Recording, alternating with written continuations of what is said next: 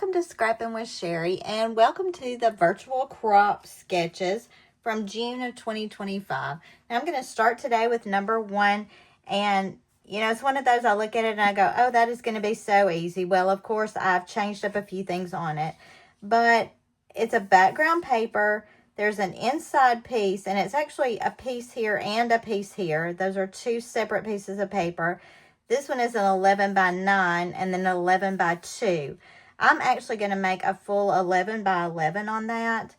We've got a border through the middle and 3 matted photos. So pretty simple overall. Now the papers I'm going to be using came from the Growing Up collection. This was a really short-term collection that Creative Memories had.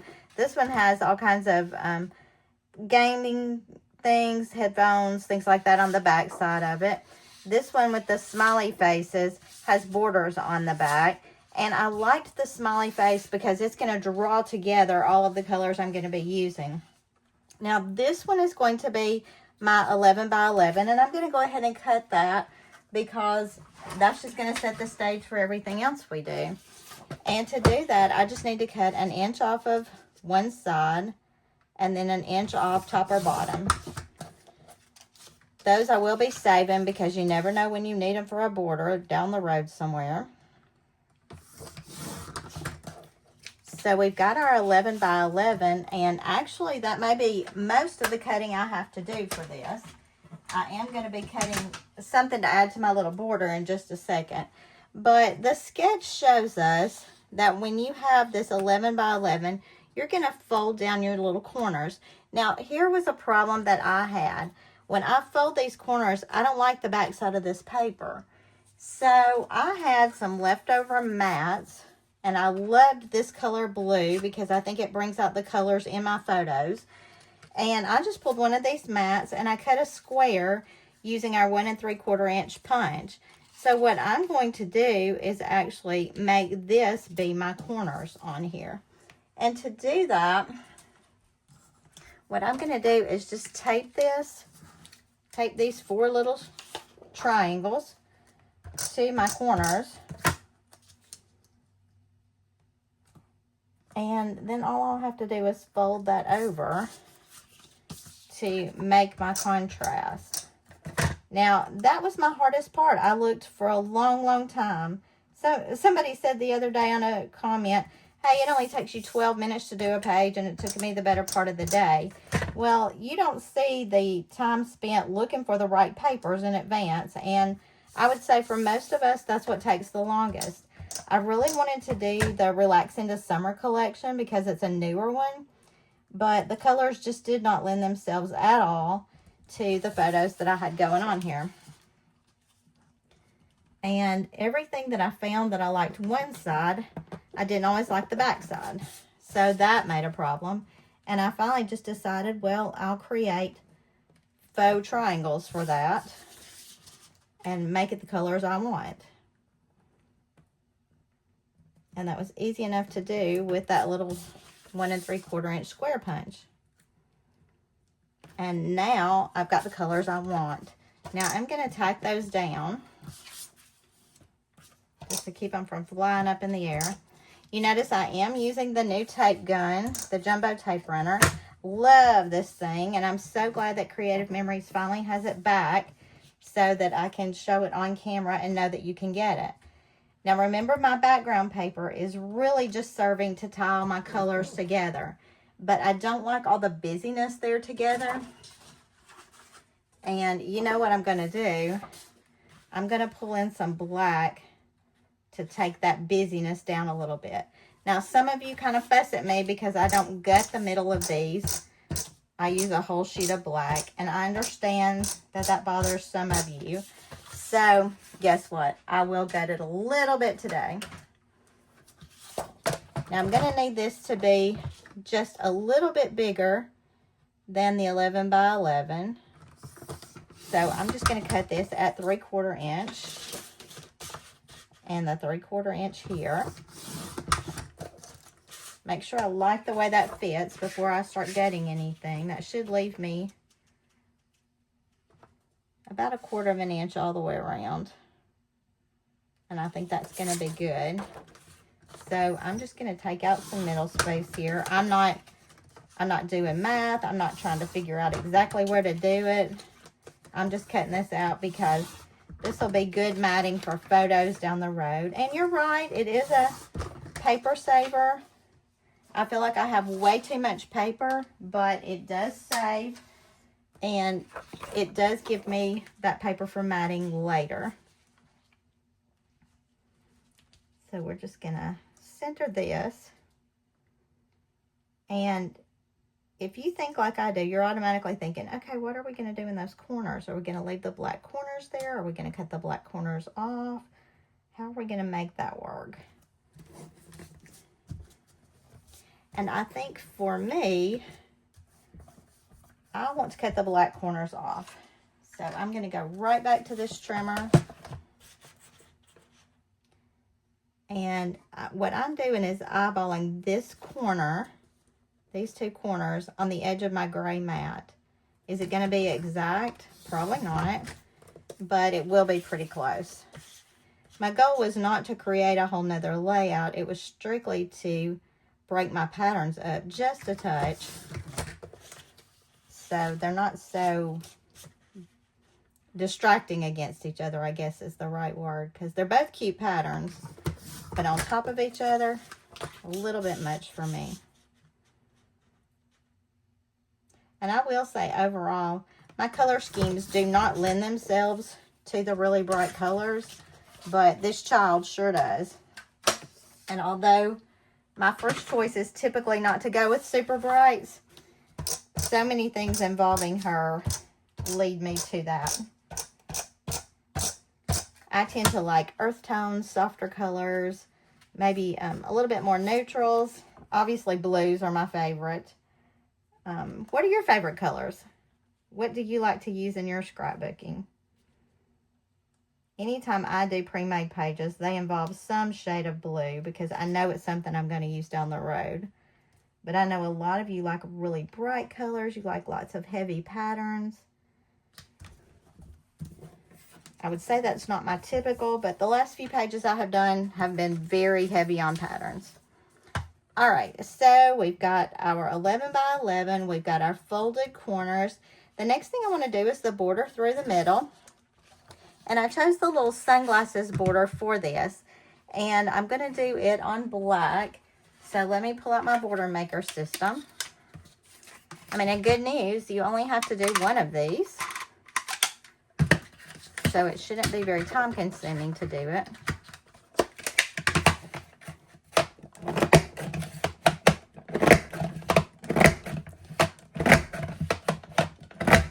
This border maker cartridge came out with the Relax into Summer, I believe. And I had not even taken it out of the box yet. So when I started looking for it, I had a hard time finding it. And then realized I had not used it yet. And my initial thought was, okay, we'll just put this straight across the middle. Well, that's okay. But I'm not sure that's my favorite way to do it. Let me go ahead and lay out my photos according to my sketch. And I did develop these photos sized by the sketch, but I did put 2 on one there. And this one they have tucked underneath, which is not going to work because of my, let's see. Y'all going to see me do all kinds of weird stuff right here. There we go. I'm going to scoot that right under there and then tape it down. Don't you love it when I just throw in something weird?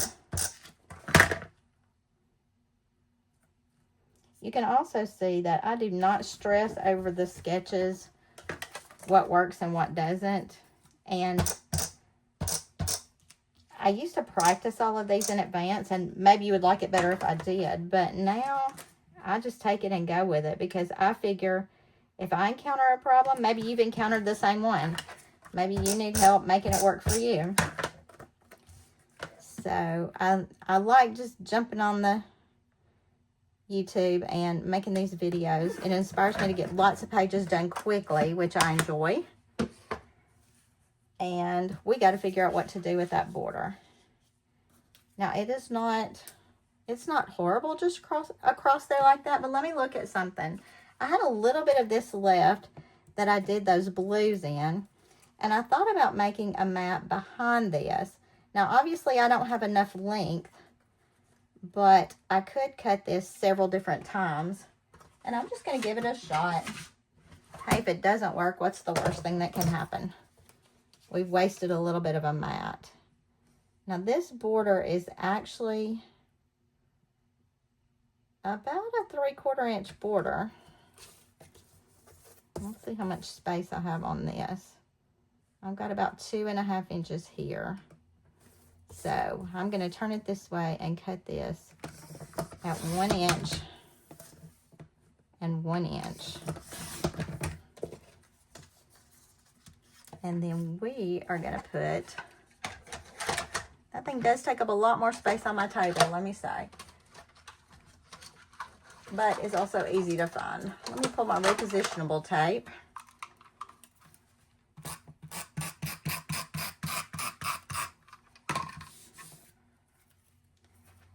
And I'm just going to line this up across these two pieces right here. And kind of use this border as a welding strip. All right, let's see how far it goes, or if we need more, or if we need to cut it off. Oh yeah, it's going to go all the way across, so we need to chop that off just a little bit.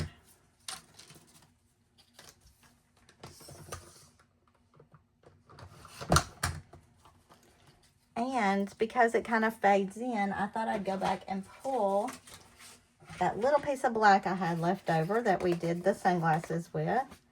And we'll make this just about 1 1/4. We made our background 1. So we're going to make this 1 1/4. And let me grab my tape again.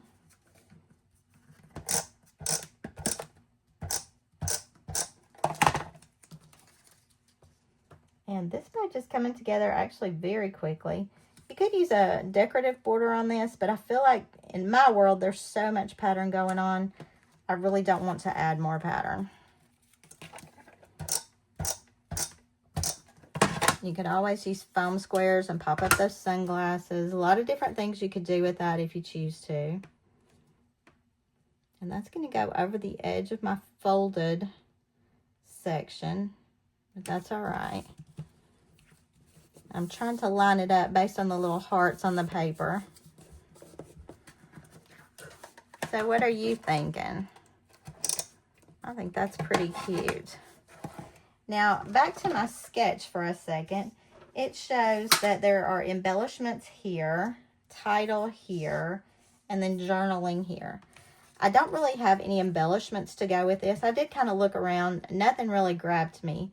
But I love the little words splash and dash. These came out of the Outdoor Play collection. And I thought those were really cute. I could center that on here. I could put it here. I could bring it down. And I'm kind of looking. I think I like that. And we're going to foam square that. Just kind of one foam square in the middle. I think we'll do that. I do like it on the edge of that picture. It just kind of pulls everything together. And that's kind of what she was doing. And then I used another piece of one of those mats from that same collection. And I did my journaling on it. And I had to write on there that she called it the splashy pad. And we had gone there while she was waiting for her baby brother to be born. Oh, that's perfect right there. But we're going to mat that in black too. We went there while we were waiting for baby brother to come. And she wasn't really interested in it, despite what these pictures show. She was really more interested in the playground next door, which will be probably my next sketch. So we ran a little on the splashy pad, as she called it, and then we would play on the playground a little bit. But after we went, she told her mother countless times, we went to the splashy pad yesterday. And I love the way she said that. So I wrote that in my journaling as well. Because, you know, some things you just don't want to forget. And those little cutesy kid words, Y'all, if you've got little children, you need to be writing those phrases down. I can promise you, as a mother of adults, that all those things that you think you'll remember forever, you won't. And somebody will bring them up later and you'll think, oh, I didn't remember that. So write those cute little sayings down. Even if you don't do pull out scrapbooks all the time, write down the cute stuff. Get you a calendar and write it down. And we're going to take that right there. Okay, I just have to admit, y'all, sometimes there are pages I can see in my mind and I know exactly what they're going to look like. This one I was not seeing and I wasn't sure I was going to like it at all. But I think that came out really cute. So that is sketch number 1 from the June virtual crop from Creative Memories. And come back next week and we'll look at virtual sketch number 2 from the June 2025 virtual crop. And until I see you next time, happy scrapping.